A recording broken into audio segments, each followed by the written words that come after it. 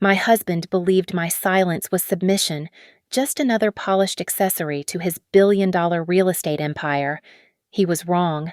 When I tailed his Maybach to that toxic wasteland at 11 at night, I found more than a mistress. I found the grave he had already dug for me. He thought he was burying his secrets, but he was only handing me the shovel to bury him. I am Alara Vance, and to the glittering vultures circling the hors d'oeuvres at the Viridia Bay Charity Gala, I was nothing more than an ornament. My husband, Julian Thorne, CEO of Obsidian Skyline, kept his hand firmly on the small of my back, a gesture that looked possessive to the cameras but felt like a warning to me. A senator's wife leaned in, her diamond earrings catching the chandelier light. Your wife is a jewel, Julian. So quiet, so poised. Julian squeezed my waist, his smile sharp enough to cut glass. Alara knows the value of silence. It is a rare virtue these days. I lowered my eyes, playing the part of the submissive housewife, but my mind was whirring like a hard drive. They saw a trophy, but I saw everything else. I noticed the senator's wife was wearing a bracelet from last season's collection, likely a bribe given the timing of the zoning vote. I noted that the waiter's hands were shaking, suggesting withdrawal. My brain was not a void, it was a vault. I possessed an eidetic memory and a background in data risk analysis that I had buried under layers of silk and chiffon to please a man who required a shadow, not a partner. Lately, the shadow had grown cold. Julian had changed. It started with the hushed phone calls at 2 a.m. and the sudden password updates on devices we used to share. Then there was the scent. When he came home late, he no longer smelled of the office or even my rosewater perfume. He reeked of sharp, aggressive sandalwood. It was a scent that clung to his collar like a territorial claim. He had been obsessing over the Zenith, a self-sustaining eco-city project that was supposed to be his magnum opus.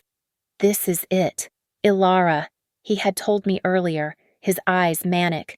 The Zenith changes the skyline forever. But beneath the bravado, I saw terror. We returned to our penthouse, and Julian retreated immediately to his soundproof study. He thought the thick glass walls made him impenetrable, but he forgot about the laws of reflection. I stood in the darkened hallway, watching his face in the reflection of the patio door. He was pacing, phone pressed to his ear. I focused, reading the movements of his lips with the same precision I used to read market fluctuations. She signs tomorrow, Julian said, his face twisted in a sneer. Then, everything belongs to her. My blood ran cold. Her. Was he giving a mistress the keys to a new apartment?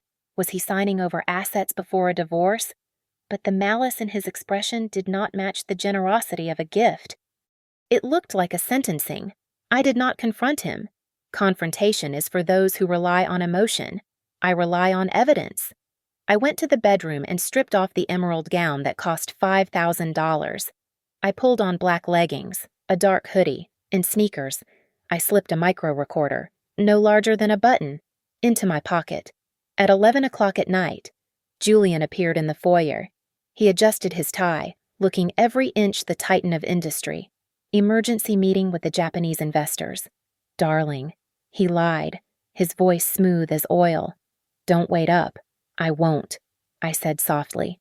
Be safe. The moment the heavy front door clicked shut, I moved.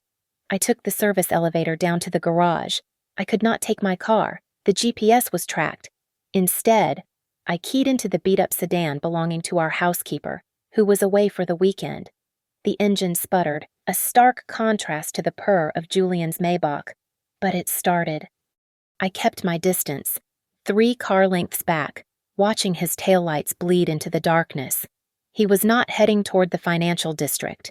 He was driving south, past the city limits, toward the abandoned industrial sector where streetlights were broken and the roads were cracked.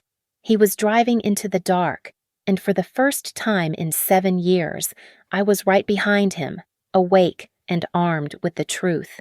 The steering wheel of the housekeeper's sedan vibrated under my palms, a tactile reminder of the life I had fought so hard to escape. As I drove through the potholed streets of the industrial district, I was no longer Alara Thorne, the polished socialite. I was back to being the girl from the Rust Belt, the hunger-driven data risk analyst who had saved Julian's company from a catastrophic lawsuit 7 years ago. That was how we met. I found the error in the code that would have cost him millions. Julian did not offer me a promotion. He offered me a diamond ring. I realized now, with a bitter taste in my mouth, that he had never loved me. He had simply acquired me. He bought my silence and my intellect with a fairy tale wedding, then systematically dismantled my ambition. He placed me in a glass cage, forbade me from working, and told me my only job was to be beautiful and silent. He turned a shark into a goldfish. Or so he thought. I killed the headlights as I approached the coordinates for the zenith. The marketing brochures described this place as a lush, self-sustaining eco-paradise. Reality, however, was a festering wound in the earth. The air here did not smell of potential. It smelled of chemical rot and untreated sewage. There were no solar panels or green spaces, just acres of rusting machinery and leaking barrels marked with hazard symbols. My husband's Maybach was parked near a dilapidated warehouse. He was not alone. Standing next to him, bathed in the harsh yellow glow of a security light, was Serena Cross. She was unmistakable, the governor's daughter, a woman whose political pedigree was as sharp as her stilettos. I parked the sedan behind a stack of shipping containers and crept forward, moving with the silence of a ghost. I raised my phone, activating the camera and pushing the digital zoom to its limit. On the screen, the image was grainy but clear enough to ruin lives. They kissed first, a hungry, desperate embrace that made my stomach turn. But the betrayal of the flesh was nothing compared to what happened next. Serena pulled away and handed Julian a thick folder stamped "Confidential." "Are you sure she will do it?" Serena asked, her voice carrying over the stagnant air. "My father is getting nervous about the timeline." Julian laughed, a low, cruel sound that I had never heard in our penthouse. "Alara, she will do whatever I say. She thinks this is a charity initiative. When Alara signs the subsidiary transfer papers tomorrow, she will be the legal owner of this entire toxic mess." I froze, the cold metal of the container pressing against my spine. "Good," Serena replied, smoothing her skirt. "Because when the EPA raids this place next week, we need a body to bury. The cleanup costs alone are in the billions." "Let them raid," Julian said, waving a hand dismissively at the poisoned land around him. "By the time the feds kick down the door, Alara will be the one going to prison for environmental fraud and gross negligence. And we, my love, will be clean, with the investment money fully laundered and sitting in the Cayman accounts." The revelation hit me with the force of a physical blow. This was not just adultery. This was a meticulously crafted frame-up. Julian had not just bored of me. He had been fattening me up for the slaughter. I was the sacrificial lamb for a federal crime. My breath hitched, and I took an involuntary step back. My foot nudged a loose piece of scrap metal, but before it could clatter, a stray cat darted out from the shadows, knocking over an empty oil drum with a deafening crash. "What was that?" Julian snapped, spinning around, his eyes scanning the darkness where I stood. "It's just a rat." "Julian," Serena said, pulling him back. "Relax. You're paranoid." I pressed my hand over my mouth, cutting off my own air supply. I did not move. I did not blink. I forced my heart rate to slow down, utilizing the discipline I used to apply to complex data streams. I watched them get into their separate cars and drive away, leaving me alone in the dark with the evidence of my own planned destruction. I didn't cry. Tears were for victims. And as I saved the video file, I decided I was done playing the victim. I made it back to the penthouse with only 15 minutes to spare. I scrubbed the industrial grit from my skin, buried the black clothes in the back of my closet, and slipped between the Egyptian cotton sheets. When Julian crawled into bed beside me, reeking of sandalwood and deception, I did not flinch. I breathed in the steady rhythm of deep sleep, forcing my body to remain limp while my heart hammered against my ribs like a trapped bird. The next morning, the sunlight streaming into the kitchen felt like a spotlight on a stage. Julian was already dressed, sipping his espresso with the casual arrogance of a man who believes he owns the world. He pushed a neat stack of documents across the marble island toward me. "Just some administrative paperwork for the new charity foundation you are headlining, my love," Julian said, uncapping a fountain pen and holding it out to me. "Nothing to worry your pretty head about. It is just standard procedure." I took the pen, my eyes scanning the header of the first page. It was not a charity registration. It was a transfer of ownership for a shell company called Vanguard Eco Solutions.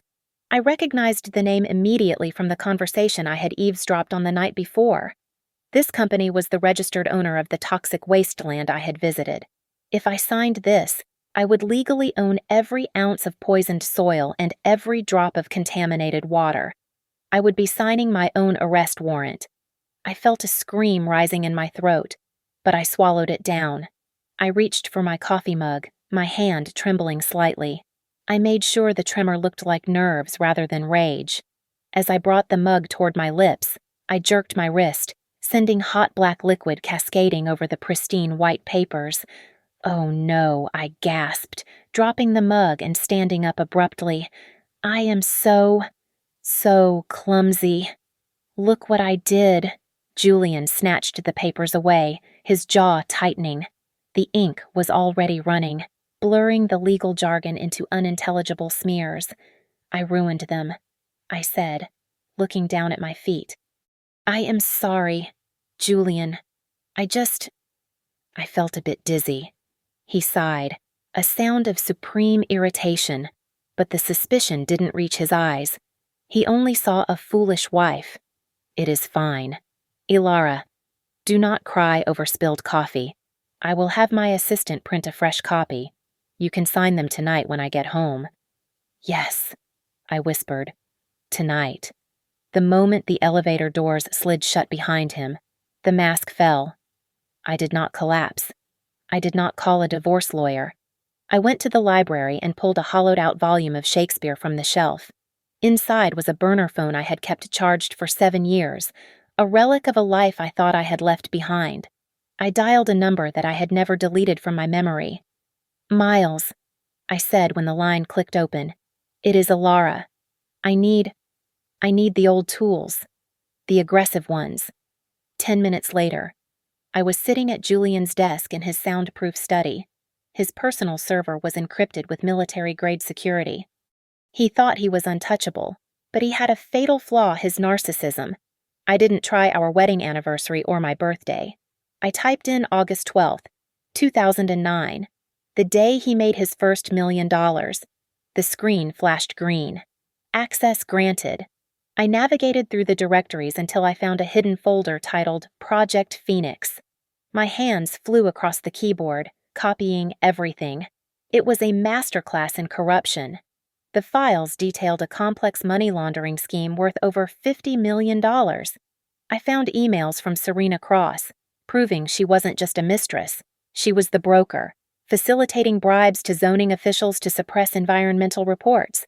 But the true horror was in a subfolder named Contingencies.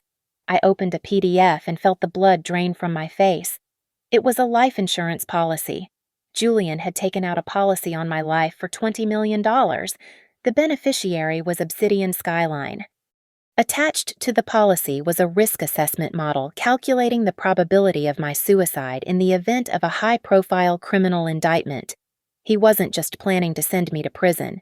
He was banking on the pressure killing me. He had monetized my death. I stared at the screen, waiting for the fear to paralyze me, but it never came. Instead, a cold, metallic calm settled over me. I looked at the smiling photo of Julian on his desk. "You want me to sign my life away?" I whispered to the empty room. "I will sign, but I am going to rewrite the contract first." I was done being the prey. I was going to turn Julian and Serena into the architects of their own destruction. The neon sign of the diner buzzed with the frantic energy of a dying insect. It was a place where truck drivers and insomniacs came to disappear, which made it the perfect location for a handover. I slid into the booth opposite Miles, keeping my head down. There were no cameras here, just grease-stained menus and indifference. I slid the encrypted hard drive across the chipped Formica table. "This is everything," I said, keeping my voice low. "The laundering scheme, the environmental reports, the insurance policy. I need you to redirect the flow." Miles plugged the drive into his ruggedized laptop. His eyes widened as he scanned the directory. "Alara, this is heavy. If he finds out you have this, he won't." I cut in. "Not until it is too late. I don't want to stop the transaction. Miles, I want to hijack it. We spent the next hour constructing a digital guillotine. We didn't just hack the server, we hacked the document itself within the print queue. I utilized a technique I hadn't touched since my days in corporate counter-espionage, the shadow addendum. I modified the metadata of the transfer agreement for Vanguard Eco Solutions. On the surface, it looked exactly like the document Julian had prepared. But I inserted a latent legal clause, printed in a specific thermal reactive font that would only darken and become visible after 48 hours of oxidation or exposure to significant heat. The content of the addendum was simple but lethal. It stated that any financial debts, environmental liabilities, or criminal charges incurred by Vanguard Eco Solutions would automatically pierce the corporate veil and revert to the personal assets of Julian Thorne. I was signing for the company, but he was signing for the consequences. And the money Miles asked, his fingers flying across the keyboard. "Reroute it," I commanded. "When Julian initiates the transfer of the laundered funds to the Cayman accounts, I want the routing number swapped. Send the entire $50 million to an escrow holding account controlled by the SEC under a whistleblower anonymity protocol." "You are bankrupting him," Miles whispered, a look of terrified admiration on his face. "No," I corrected him, standing up to leave. "I am just balancing the books." I returned to the penthouse and replaced the paper in the printer tray with the chemically treated sheets Miles had given me. I printed the poisoned documents, placed them neatly on the desk, and waited. Julian came home at 7 o'clock, buzzing with the manic energy of a gambler who thinks he has rigged the table. He didn't even loosen his tie. He walked straight to the bar, poured 2 glasses of scotch, and brought the papers to the coffee table. "Ideally, we should get this done before dinner," Julian said, sliding the papers toward me. His hand rested on my shoulder, heavy and hot. "It is the start of a new era for us. Alara, I just need your signature to make it official." I looked up at him, summoning every ounce of acting ability I possessed. I let my eyes widen, projecting innocence and blind devotion. I picked up the pen, my hand trembling just enough to simulate nervous excitement. "I trust you, Julian," I said, my voice soft. "I know you always worry about our future." "Always," he replied, tapping the signature line. "Right there, darling." I pressed the pen to the paper. I signed my name, Alara Vance Thorne, in sweeping, dark strokes. I was signing a death warrant, but for the first time in years, I wasn't the one dying. I handed the papers back to him. Julian snatched them up. He didn't scan the paragraphs. He didn't check the fine print. He only looked at my signature, the key to his freedom and my imprisonment. His arrogance was absolute. He believed I was too stupid to understand what I was reading and too loyal to question it. Perfect. He breathed. He pulled out his phone, his thumbs moving rapidly. I stood up to pour him more wine, glancing at the reflection of his phone screen in the darkened window. He was texting Serena. I read the message clearly done.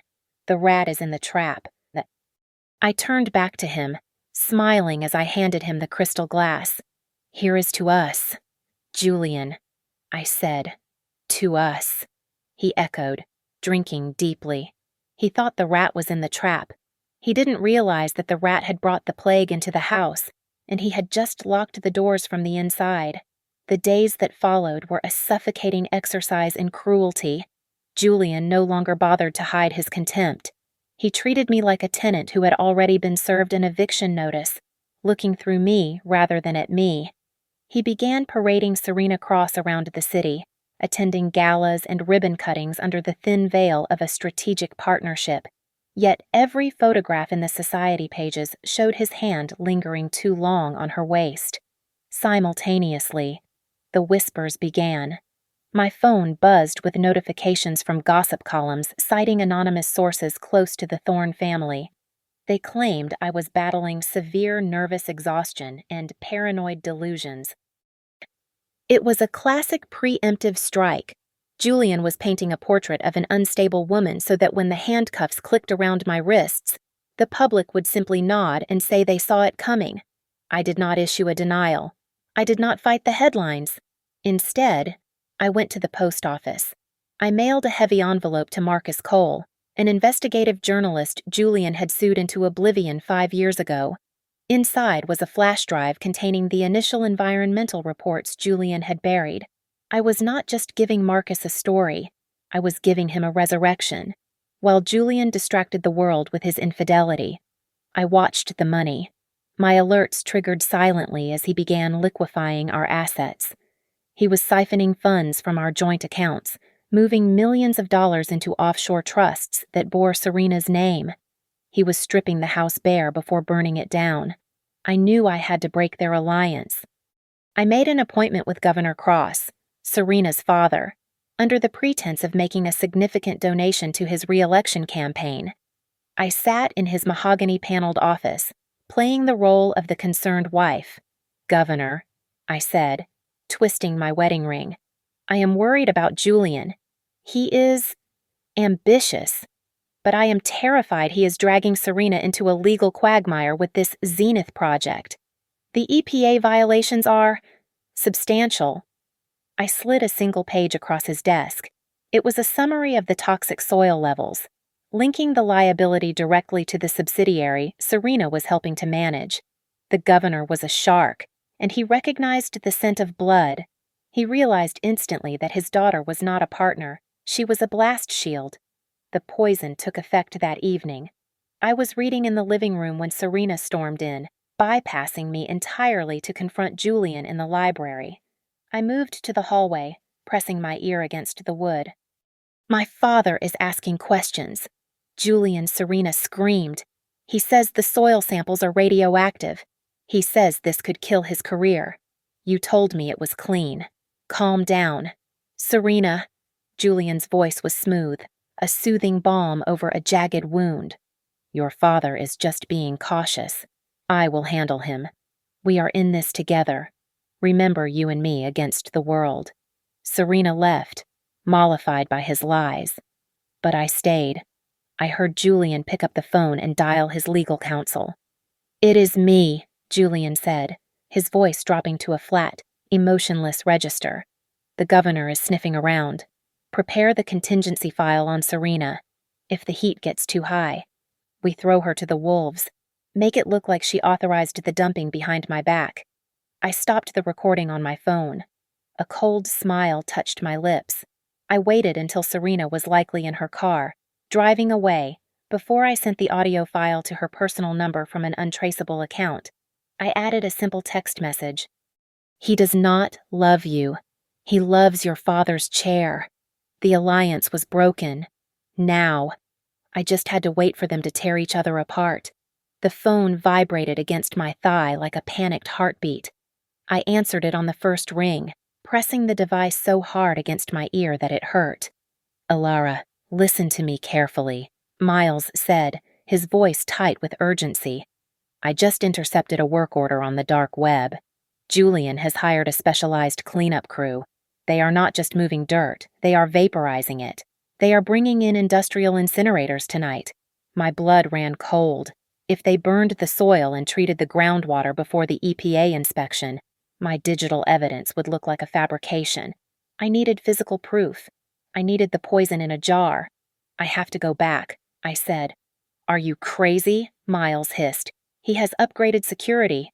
There are armed guards and dogs out there now. If they catch you, if I don't go, he wins." I cut him off. "I will be careful." I dressed in tactical black, wrapping my boots in cloth to dampen the sound of my footsteps. A storm was raging outside, a torrential downpour that turned the city into a blurred watercolor painting. It was dangerous, but the rain was my ally. It would mask my scent from the dogs and drown out the noise of my approach. I parked a mile away and hiked through the mud to the perimeter of the zenith site. The place was no longer abandoned. Floodlights swept across the toxic marshland like the eyes of searching giants. I saw men with assault rifles patrolling the fence line, German shepherds straining at their leashes. I waited for a gap in the patrol pattern and slipped through a hole I had cut in the chain-link fence. I crawled on my stomach through the sludge, the chemical stench burning my nostrils even through the rain. I reached the edge of the main dumping pit. I pulled out 3 glass vials and scooped up the thick, oily sludge. Suddenly, a flashlight beam swung in my direction. "Did you hear that?" a guard shouted. "Check the north sector," another voice commanded. I scrambled backward, sliding into a rusted concrete storm drain. The water inside was waist deep and smelled of death. I held my breath as heavy boots crunched on the gravel directly above my head. A dog barked, a savage, guttural sound that echoed in the concrete pipe. "It is just the wind," the guard grumbled after a terrifying minute. "Let's move." I waited until their footsteps faded before I climbed out. I clutched the vials to my chest and ran. I did not stop running until I reached my car. It was only when I was gripping the steering wheel, shivering uncontrollably, that I noticed my wrist felt light. I looked down. My diamond tennis bracelet, a gift from Julian for our 5th anniversary, was gone. The clasp must have snagged on the fence or the concrete pipe. I had left a calling card with my name custom engraved on the inside right at the scene of the crime. There was no going back. I drove to the nearest 24-hour shipping center. I packaged the samples and sent them to 3 different independent laboratories in 3 different states under the names Jane Doe, Mary Smith, and Annabelle Lee. I paid in cash. 2 days later, the results arrived via encrypted email. I sat in my car and read the report. The soil contained arsenic, lead, and mercury at levels 500 times the legal limit. But the real horror was the presence of cesium-137. Julian was not just dumping industrial waste. He was burying illegal medical radioactive waste. He was turning the city into a cancer cluster. I returned home, my heart heavy with the weight of what I knew. I walked into the dining room, and the air shifted instantly. Julian was sitting at the head of the long table. He was not eating. In the center of the table, sitting on a pristine white napkin, was my muddy diamond bracelet. Julian looked up at me. His eyes were devoid of humanity. They were black holes. "I found this while inspecting the site security today," Julian said, his voice terrifyingly calm. "Funny place for a piece of jewelry to be. Do you not think I gripped the back of a chair to steady myself?" You know how clumsy I am," I stammered, trying to keep the tremor out of my voice. "I must have lost it weeks ago." Julian stood up slowly. He picked up the bracelet and dangled it from his finger. It was sitting on top of a fresh footprint. "Ilara," he whispered. "Where were you last night?" I stared at the mud-caked diamonds dangling from Julian's finger, calculating my survival probability in milliseconds. I did not stammer. I did not retreat. Instead, I let my shoulders slump, collapsing inward as if the weight of the world had finally crushed me. I buried my face in my hands, and I forced the tears to come. It was a skill I had perfected over years of silent endurance. I went to see my mother. I sobbed, my voice cracking perfectly. The newspapers, they said I was crazy. Julian, they said I was having a breakdown.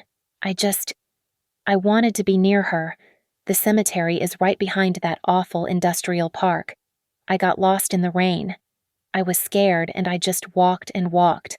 I looked up at him, my eyes swimming with genuine moisture induced by the sting of holding them open too long. "Please, do not be mad at me. I feel so alone." The murderous glint in Julian's eyes flickered and died, replaced by a look of patronizing pity. He did not see a threat. He saw a broken doll. To a man like Julian, a woman's emotions were not dangerous. They were simply a weakness to be managed. He dropped the bracelet onto the table and walked over to me, wrapping his arms around my trembling frame. "Shh. It is okay, Alara," he cooed, his voice dripping with synthetic honey. "I am not mad. I was just worried. You know how much stress I am under with the launch." He pulled back, gripping my shoulders. "Tomorrow is the big day. Alara, you have to pull yourself together. You will stand beside me, smile, and we will be the most powerful couple in America. Can you do that for me?" "Yes," I whispered, wiping my eyes. "I will make you proud." Just then, his phone rang. It was Serena. He answered it on speaker, his arrogance making him careless. Julian Serena's voice shrieked through the room, high and hysterical. "There is a black van parked outside my apartment. Someone is following me, I think." I think my father knows Julian's face hardened. He snapped the phone off speaker and pressed it to his ear. "Stop it, Serena. You are being paranoid. Go take a Xanax and sleep. If you ruin tomorrow for me, you will regret it." He hung up, tossing the phone onto the sofa. The cracks in their alliance were now canyons. I seized the moment. "Let me help you with your speech," I offered gently. "You seem tense. I can load the text into the teleprompter system for you so you do not have to worry about it in the morning." He sighed, rubbing his temples. "You are a good wife, Alara." "Yes, handle it." I sat at his laptop, accessing the presentation software for the Zenith launch. I did not just upload his speech. Buried within the metadata of the teleprompter script, I inserted a command line. It was a trigger code linked to the venue's main audio-visual server. When the teleprompter reached the phrase "foundation of trust," it would execute the override command I had prepared with Miles. Later that night, while Julian showered, I laid out my outfit for the ceremony. It was a white suit, sharp and tailored, white for innocence, white for the bride he thought he owned. But in Eastern cultures, white is the color of mourning. I was dressing for his funeral. I opened my secure laptop one last time. I initiated a wire transfer, moving the entirety of my secret emergency fund to a numbered account in Zurich. I purchased a one-way ticket to Switzerland for a flight departing 3 hours after the ceremony ended. Finally. I took a piece of heavy cream stationery and wrote a short letter. I walked into the closet and opened the wall safe. Julian never changed the combination because he believed he was the only one who knew it. I placed the letter on top of his stacks of emergency cash. I climbed into bed and listened to the rhythm of his breathing as he slept. He looked peaceful, dreaming of billions. He had no idea that the woman lying next to him was no longer his wife. I was his executioner. "Goodbye, my love." I whispered into the darkness, my voice barely audible. "Thank you for the lesson in cruelty." The grand ballroom of the Grand Meridian Hotel was vibrating with the hum of 1,000 conversations. Crystal chandeliers suspended from the ceiling cast a diamond-fractured light over the heads of 500 guests. It was a sea of black tuxedos, designer gowns, and hungry reporters. I walked into the room with my hand tucked firmly into the crook of Julian's arm. He strode across the plush carpet like a deity descending from Olympus to mingle with mortals, flashing his blinding, practiced smile at the cameras that flashed in a strobing rhythm. I spotted Serena Cross immediately. She was seated in the front row of the VIP section, wearing a crimson dress that clashed violently with the anxious pallor of her skin. She looked at us with a mixture of burning jealousy and terrified uncertainty. She was waiting for a signal from Julian, but he ignored her completely. To him, she was already a loose end he had mentally severed. I played my role to perfection. I nodded at the investors, smiled at the wives, and accepted their compliments on my white suit with a gracious tilt of my head. But beneath the facade, my pulse was steady, ticking in synchronization with the Rolex on my wrist. I checked the time. It was exactly 8 o'clock. The data bomb was primed. Julian ascended the stairs to the stage, the spotlight following him. The room fell silent as he approached the podium. "Ladies and gentlemen," Julian began, his voice booming with charisma. "Tonight, we do not just launch a real estate project, we launch a legacy. The Zenith is not merely a city, it is a promise of a green, sustainable future built on the foundation of absolute integrity." As he spoke about moral responsibility, a ripple started at the back of the room. It began as a few isolated chirps of notification alerts, then grew into a wave of buzzing pockets and glowing screens. My automated script had just executed. Every major investor and journalist in the room had just received an anonymous email containing the forensic accounting records of Obsidian Skyline. I watched Governor Cross, Serena's father, from the corner of my eye. He pulled his phone from his jacket, annoyed at the interruption.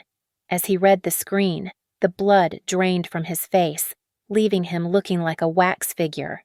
He looked up, locking eyes with me for a split second, and he saw the cold, hard truth staring back at him. He stood up abruptly and signaled to his security detail. Two large men flanked Serena, lifting her out of her chair.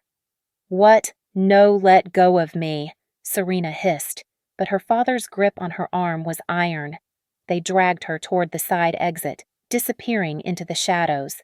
Julian noticed the commotion. He faltered for a fraction of a second, his eyes darting to the empty seats where his political cover had just been, but his ego refused to let him stop. He needed to regain control. He needed a prop. But this vision, Julian continued, raising his voice to drown out the murmurs, would be nothing without the heart of our charitable endeavors. "I would like to invite my wife, Ilara Vance, to the stage. She is the soul of the Zenith Foundation." He extended his hand toward me. The crowd clapped politely, though the air was thick with confusion. This was the moment. I walked up the stairs, my heels clicking on the hardwood like the ticking of a clock. I took his hand, and for the last time, I let him pull me into his orbit. He moved to kiss my cheek, whispering, "Smile. Damn it. They are getting restless." I pulled away gently and took the microphone from the stand. I turned to face the blinding lights, looking out at the confused faces of the elite. "Thank you, Julian," I said, my voice steady and amplified, filling every corner of the room. "Before I accept this honor, I want us all to see the true nature of the foundation we are standing on." I pressed the clicker in my hand. Behind us, the massive LED screen that had been displaying a rendering of a futuristic utopia flickered violently. The pristine skyscrapers vanished. In their place, a shaky, high-definition video began to play. It was the footage I had recorded from behind the rusting shipping containers. The audio boomed through the high-fidelity speakers, the sound of wind, the crunch of gravel, and then the unmistakable voice of Julian Thorne laughing about poison. The ballroom descended into chaos. The video played on, a loop of Julian's voice detailing the destruction of the ecosystem and his plan to frame me. A collective gasp swept through the room, sucking the oxygen out of the air. Julian's face turned the color of ash.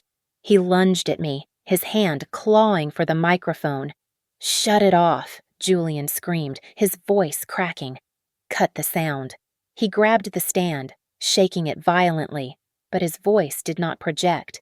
The speakers remained dead to his frequency. Miles had done his job perfectly. The system was locked to my vocal biometric. I remained calm, an island of ice in the middle of the firestorm I had ignited. "You cannot silence this." "Julian," I said, my voice booming over his frantic shouting. "Look at the screen." I pressed the clicker again. The video of the wasteland vanished, replaced by high-resolution scans of bank transfers and legal documents. The centerpiece was the transfer agreement for Vanguard Eco Solutions. The heat of the printer and the passage of 48 hours had done their work. The shadow addendum was now a stark, black paragraph amidst the gray legal text. Julian Thorne intended to make me the sole owner of a toxic graveyard, I declared, pointing to the screen. He wanted me to take the fall for federal crimes. But look closely at the addendum. He signed a document stating that in the event of fraud, the corporate veil is pierced. Every ounce of liability reverts to him personally. At the back of the room, Serena Cross saw the walls closing in. She kicked off her heels and made a break for the service exit, shoving a waiter aside, but the doors swung open before she could reach them. 4 agents in FBI windbreakers stepped in, blocking her path. Standing behind them was Marcus Cole, the journalist, a vindicated smile on his face. "She is lying," Julian bellowed, pointing a shaking finger at me. She is mentally unstable. This is a deep fake, but no one was looking at him. They were looking at the secondary screens on the walls where the live stock ticker for Obsidian Skyline was displayed. The line was in free fall. The company was losing millions of dollars by the second. The panic in the room was palpable as investors frantically dialed their brokers, screaming to sell. Julian froze, watching his empire evaporate in real time. He turned back to me, his eyes wide with a mixture of terror and confusion. I stepped closer to him, lowering the microphone just enough so only he could hear the final nail in his coffin. "You told me you valued my silence," I said softly. "You said I was a good wife because I knew how to be quiet.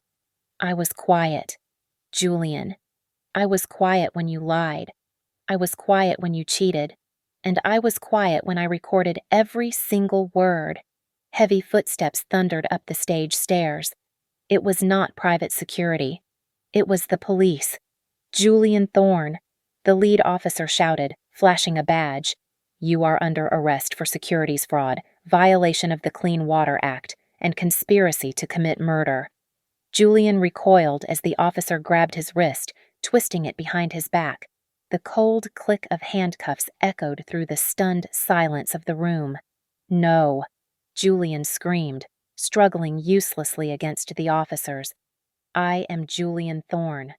You cannot do this to me, Alara. Tell them it is a mistake." I watched impassively as they dragged him across the stage. He twisted his neck to look at me, his face a mask of pure desperation. Flashbulbs erupted like a lightning storm, capturing his downfall in high definition. He continued to scream my name, but I did not answer. I simply watched him disappear into the crowd of officers, a king dragged from his throne into the dirt he tried to bury me in. The adrenaline that had sustained me through the night finally began to recede, leaving behind a strange, hollow silence. The ballroom, once a hive of noise and flashing lights, was now a graveyard of abandoned champagne flutes and overturned chairs. The floor was sticky with spilled wine that looked like dried blood under the harsh cleaning lights. I stood alone on the stage, looking down at the mess Julian had made, both of the room and of our lives. I found Governor Cross waiting for me in the backstage corridor. He looked older than he had an hour ago, his face gray and lined. He blocked my path, his posture aggressive but his eyes desperate. "Ms. Vance," the governor said, his voice raspy. "We can come to an arrangement. My daughter is young. She was manipulated. If you retract the statement about her involvement, I can ensure your legal transition is very comfortable." I did not say a word. I simply pulled out my phone and tapped the screen. The recording I had sent to Serena weeks ago began to play. Serena's voice, sharp and ungrateful, echoed in the narrow hallway. "He does not love you. He loves your father's chair," followed by her earlier rant about her father being a nuisance to the project. The governor listened, his jaw tightening until the tendons stood out like wire. He looked at the phone, then at me. The fight went out of him. He straightened his tie, turned his back on me, and walked away. He did not mention Serena's name again. The next morning, I sat in the office of my attorney. Because I had acted as a whistleblower and provided the SEC with the encrypted data before the launch, I was granted full immunity. I was not a co-conspirator. I was a victim who had turned witness. "It gets better," my lawyer said, sliding a check across the mahogany desk. "The prenuptial agreement Julian made you sign had a specific clause regarding gross dishonesty and moral turpitude. by using corporate funds for illegal activities and endangering your life for an insurance payout. He voided the protection of his personal assets. I looked at the check. It was for $15 million. It was a fraction of what Julian used to claim he was worth, but it was liquid, clean, and entirely mine. 1 month passed. The headlines were relentless. Julian was currently sitting in a federal holding cell, denied bail, facing a sentence of 40 years for racketeering and attempted fraud. Serena Cross was indicted on 5 counts of bribery, and without her father's legal team to shield her, she was facing a very grim reality. I spent my final week in Viridia Bay purging my life. I sold the penthouse. I sold the emeralds, the designer gowns, and the diamond engagement ring that had felt like a shackle for 7 years. I took a significant portion of the proceeds and donated it anonymously to an environmental firm contracted to clean up the Zenith site properly. On my last day, I stood in the terminal of the international airport. I was not wearing silk or satin. I wore a pair of comfortable jeans, a white t-shirt, and a leather jacket. I carried a single backpack. I was no longer Mrs. Thorne, the trophy wife. I was Alara Vance. My phone buzzed. It was a text from Miles. New project is ready. The target is a pharmaceutical CEO covering up trial results. You in? I smiled, a genuine expression that reached my eyes. I walked over to a recycling bin and dropped my old phone into the slot. I did not need to answer. Miles knew I was always listening. I boarded the plane and took my seat by the window. As the aircraft taxied down the runway and lifted into the sky, I looked down at the shrinking city of Viridia Bay. It looked small and insignificant from this height. For the first time in a decade, my chest expanded fully. I took a deep breath, filling my lungs with the recycled air of the cabin. But to me, it tasted sweeter than any vintage wine. Julian had billions, but he could never buy this. I was free. Thank you so much for listening to my story. I would love to know where you are tuning in from, so please leave a comment below to share your thoughts and connect with others. If you enjoyed this story, please subscribe to the channel Lily Revenge Stories, like this video, and hit that hype button to help this story reach even more people.